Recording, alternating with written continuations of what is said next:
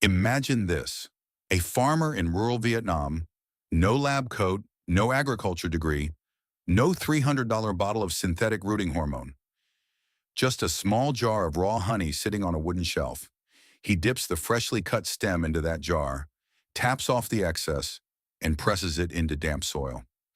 3 weeks later, that cutting has roots, strong ones, and his neighbor who spent money on the commercial IBA rooting powder from the agricultural supply store is still waiting.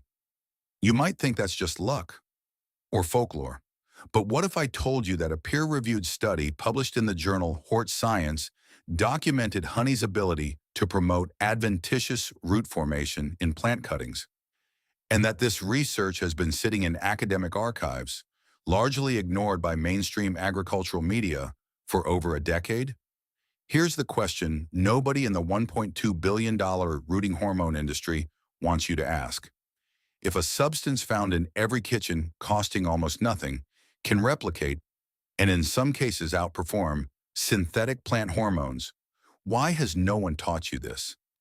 Why isn't this in any gardening course? Why does every YouTube ad push you toward a plastic bottle with a chemical name you can't pronounce? The answer, as always, follows the money. And once you see it, you cannot unsee it. Let's talk about money, because that is always where the truth hides. The global plant growth regulator market, the industry that sells you rooting hormones, synthetic auxins, and propagation chemicals, was valued at $1.2 billion USD in 2023, according to a report by Grandview Research. By 2030, it is projected to reach $1.8 billion USD. That is not a cottage industry. That is a machine. And machines need fuel. Their fuel is your dependency. The three corporations that dominate this space, BASF, Bayer Crop Science, and Syngenta, collectively control the majority of commercial plant hormone synthesis and distribution globally. These are the same companies that spent decades lobbying agricultural ministries across Southeast Asia, Africa, and Latin America to standardize chemical-based propagation in farming education curriculums. The same companies whose sponsored research fills the journals that your local agricultural extension officer reads before advising you on what to buy. Now here is the number that should make you put down whatever you are doing. A 500-gram jar of raw, unprocessed honey at a local Vietnamese market costs between 50,000 and 80,000 Vietnamese dong, roughly $2 to $3 USD. A single bottle of commercial IBA-based rooting hormone, the kind sold in garden centers across the world, runs between $8 and $25 USD and contains a synthetic compound that requires hazard labeling under the UN globally harmonized system of classification. You are paying 10 times the price for a product that carries a warning label when a jar of honey sitting in your kitchen does not. And yet the $1.8 billion industry has no interest in funding research that points you back to your pantry. In a market built on dependency, self-sufficiency is the enemy. Which brings us to the question of how this knowledge existed long before that industry was ever born, and who tried to make sure you forgot it. This is not a new discovery. That is the part they never tell you. The use of honey as a biological protectant and growth mediator for plants stretches back thousands of years across civilizations that had no chemistry labs, no synthetic compounds, and no multinational corporations advising them. And yet they grew things with a sophistication that still surprises modern botanists. Ancient Egyptian agricultural papyri, including fragments analyzed by scholars at the Egyptian Museum in Cairo, reference honey-based preparations used to treat cut plant material before propagation. The Maya of Mesoamerica maintained complex beekeeping systems, a practice documented by archaeologists and described in the Madrid Codex, one of only 4 surviving Maya books, and cross-referenced honey use with their agricultural cycles in ways that suggest more than coincidence. These were not primitive guesses. These were observations refined over generations, passed down through oral tradition and manuscript, encoding a functional understanding of what honey does to living tissue long before the word antimicrobial existed. In 19th century Europe, botanical journals, including early volumes of the Gardener's Chronicle, first published in London in 1841, contain references to honey washes being applied to grafting wounds and freshly cut propagation material to prevent rot. Victorian-era horticulturalists understood empirically what we can now explain molecularly. The knowledge was there, documented, circulating among serious growers. Then came the post-World War II chemical revolution. Between 1945 and 1970, the global agrochemical industry expanded at a rate never seen before in human history, fueled by wartime chemical infrastructure that needed peacetime markets. Synthetic auxins like IBA, indole 3-butyric acid, were patented and commercialized. Extension programs funded by chemical companies began replacing traditional knowledge with product-based protocols. By the 1980s, a generation of farmers had been trained to reach for a bottle first and ask questions never. The knowledge did not disappear. It was displaced, and displacement, when done systematically with the backing of a $1.2 billion industry, looks a lot like erasure, but science has a way of resurging. And what the next part reveals about what honey actually does inside a plant cutting will make you wonder why this was ever considered controversial in the first place. Let us get into the biology, because this is where the story stops being folklore and starts being undeniable. When you take a cutting from a plant, a rose stem, a basil shoot, a tomato side branch, you are creating an open wound at the cellular level. That cut surface is an entry point. Within hours, soil-borne pathogens begin colonizing it.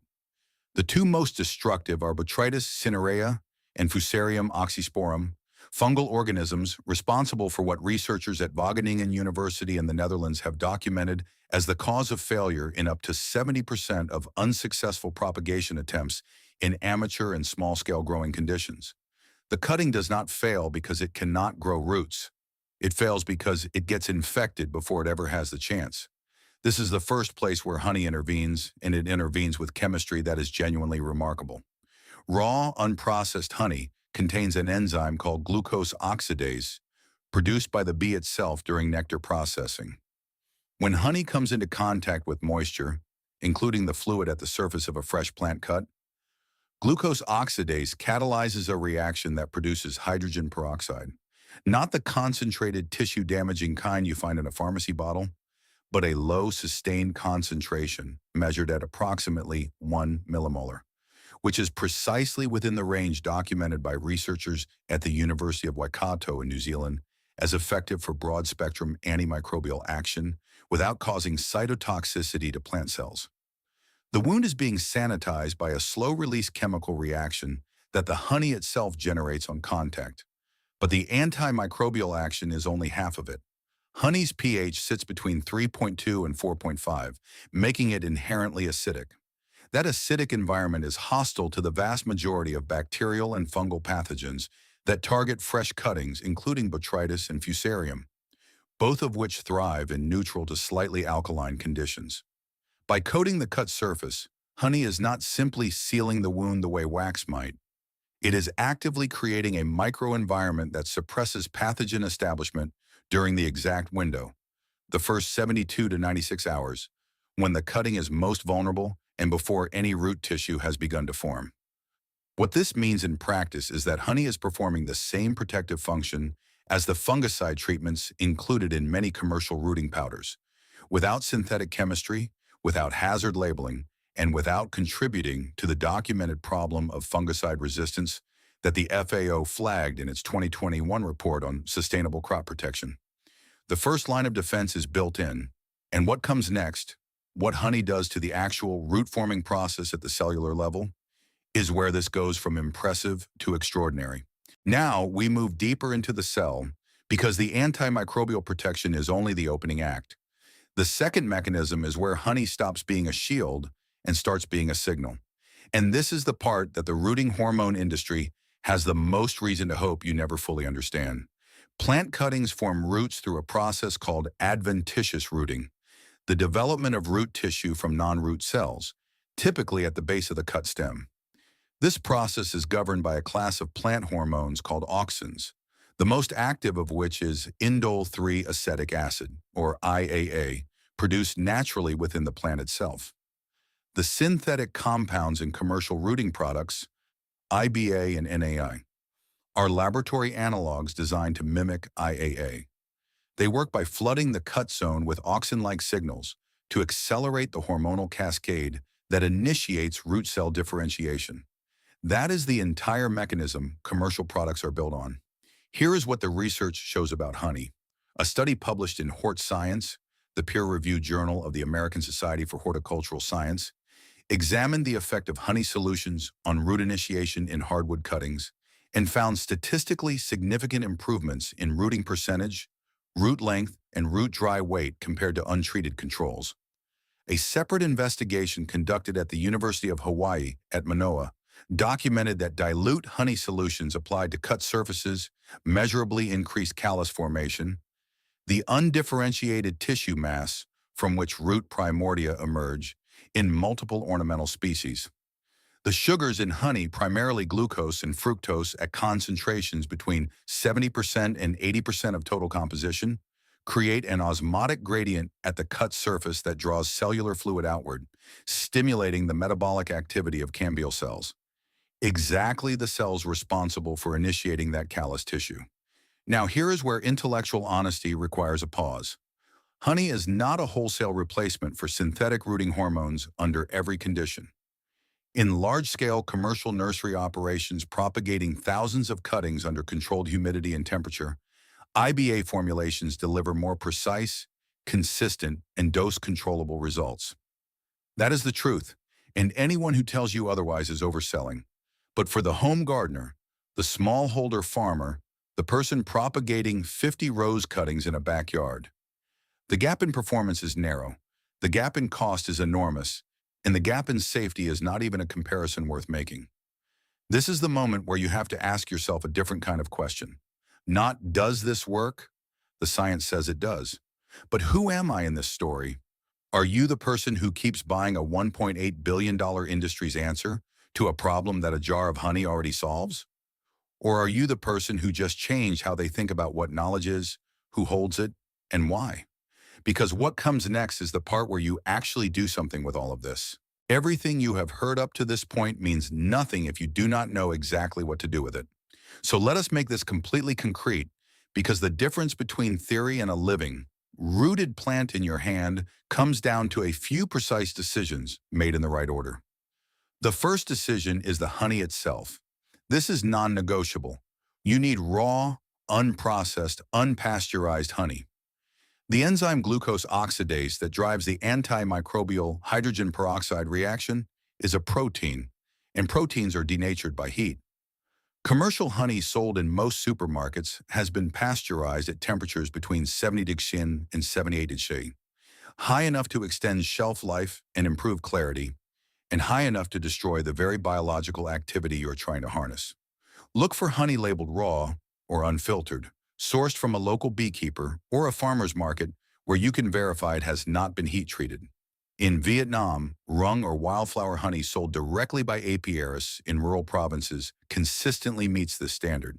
In terms of cost, you are still looking at 50,000 to 120,000 dong for a jar that will treat hundreds of cuttings. Compare that to the $1.8 billion industry solution, and the arithmetic speaks for itself. The second decision is concentration. You have two viable options depending on what you are propagating. For soft-stemmed cuttings, basil, tomato, coleus, impatiens, dilute 1 teaspoon of raw honey into 2 liters of clean, room temperature water. Stir until fully dissolved. Soak the bottom 2 to 3 centimeters of your cutting in this solution for 4 to 6 hours before planting. The dilute concentration is gentler on soft tissue and still delivers sufficient antimicrobial and osmotic activity. For hardwood or semi-hardwood cuttings, roses, hibiscus, figs, bougainvillea, apply raw honey directly and undiluted to the cut surface. Dip the bottom 1 to 2 centimeters into the honey, allow the excess to drip off naturally, and plant immediately. The thicker coating creates a longer-lasting protective barrier on woody tissue that can tolerate the higher sugar concentration without osmotic stress. The third decision is the cut itself. Take your cutting in the early morning, when the plant's internal water pressure is at its highest and the stem tissue is most turgid and metabolically active. Use a clean blade, sterilized with 70% isopropyl alcohol between cuts, and make a clean 45-degree angle cut just below a leaf node. The angled cut increases the surface area available for both honey contact and eventual root emergence. Remove all leaves from the lower half of the cutting to reduce transpiration stress, keeping only 2 to 4 leaves at the top to maintain photosynthetic activity. The fourth decision is your medium. Do not use standard garden soil. Use a well-draining propagation mix. A 50-50 combination of perlite and coco coir works consistently well, holds moisture without waterlogging, and provides the low-pathogen environment that gives your honey-treated cutting the best possible start. Keep the medium consistently moist but never saturated, and cover your cutting with a clear plastic bag or humidity dome to maintain 80% to 90% relative humidity around the foliage during the first 2 to 3 weeks. The plants that respond most reliably to this method include roses, where studies have shown rooting rates of 60% to 80% with honey treatment versus 40% to 55% with no treatment in comparable conditions, as well as basil, strawberry runners, tomato suckers, rosemary, and most tropical ornamentals. Woody perennials like figs and mulberries also respond well when the undiluted application method is used. Give your cuttings 3 to 4 weeks before evaluating. Resistance at the base when you apply gentle upward pressure is your first sign that roots have established. Do not rush it, the biology is already working. You just learned something that a $1.2 billion industry spends considerable resources making sure stays buried under branded packaging and laboratory jargon. And now you have a choice about what to do with it. You could close this video, go back to your feed, and forget it by tomorrow. Or you could do something that actually costs the machine something. You could share this with one person who grows plants, who spends money every season on products they do not need, who has never been told that the answer was sitting in their kitchen the entire time. Sharing this video is not supporting a channel. It is a small act of information freedom in an era where agricultural knowledge has been systematically privatized, commodified, and sold back to the people it was taken from. Every person who learns to propagate with raw honey is one fewer customer in a $1.8 billion dependency cycle. That is not nothing. That is exactly the kind of arithmetic that makes large industries uncomfortable. If you want to stay inside this investigation, because this is an investigation, not a gardening show, then subscribe not because algorithms reward it, but because the next video goes somewhere that will make today's revelation look like the introduction. We are not done following the money. We are not done asking why the simplest, oldest, cheapest solutions are always the ones that disappear from official guidance the moment a patentable alternative arrives. Next, we are going to talk about fermented rice water, a liquid that smallholder farmers across Japan, Korea, and the Philippines have used for decades to trigger explosive flowering and fruiting, a practice documented in traditional agricultural records going back to the Edo period, and a practice that the $230 billion global fertilizer industry has every reason to hope you never take seriously. The science behind it is real. The suppression of it is deliberate, and the instructions are simpler than you think.